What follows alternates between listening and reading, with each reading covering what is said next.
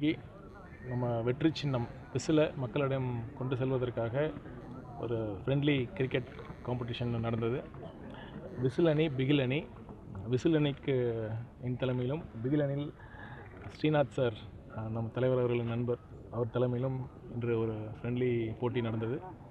ரொம்ப சிறப்பாக இருந்தது. எல்லாம் உற்சாகமாக கலந்துக்கிட்டோம். சின்னம் வந்து மக்களிடையே பயங்கர ஒரு வரவேற்பை பெற்றிருக்கு. அதனால் மக்கள் ரொம்ப உற்சாகமாக இருக்காங்க. தொண்டர்களும் நிர்வாகிகளும் ரொம்ப உற்சாகமாக இருக்காங்க.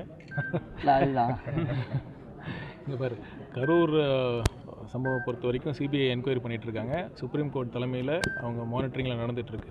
விசாரணை நடைபெற்று கொண்டிருக்கிறது.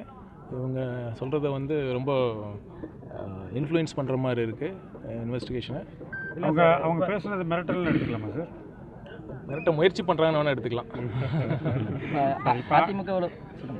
அதிமுகவில் இன்றைக்கி எடப்பாடி பழனிசாமி மற்றவங்க கொடுத்துருக்க அறிக்கைகள் எல்லாம் பனையூர் பண்ணையார் அந்த மாதிரி விமர்சனங்கள், நீங்கள் ஊழலுக்கு எதிரானவர்னு சொன்னதுக்கான விமர்சனங்கள் இதெல்லாம் நிறைய இருக்காது.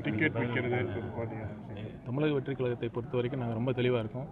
போட்டி இந்த தேர்தலில் வந்து டிவிகே வர்சஸ் டிஎம்கேக்கு தான். ஈரோடில் மக்கள் சந்திப்பு நிகழ்ச்சியில் தலைவர் சொல்லியிருக்காரு, களத்தில் யார் இருக்காங்களோ அவங்களுக்கு தான் நாங்கள் பதில் சொல்லுவோம்.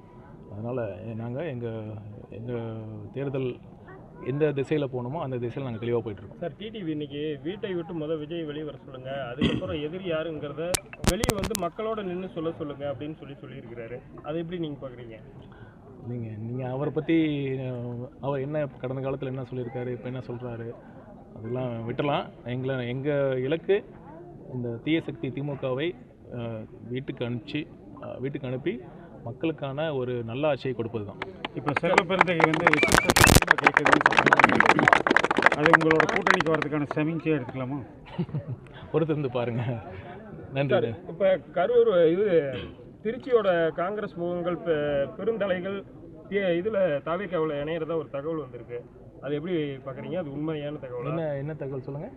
காங்கிரஸுடைய மூத்த நிர்வாகிகளாக இருக்கக்கூடிய பெருந்தலைகள் திருச்சியை சேர்ந்தவர்கள் தாவேக்காவுக்கு இடம்பெயர்றதா சொல்லி ஒரு தகவல் அப்படி நடந்துச்சுன்னா கண்டிப்பாக உங்களுக்கு தெரிய வரும். அப்போ உங்களுக்கு தெரியாமல் எப்படி நடக்கும்?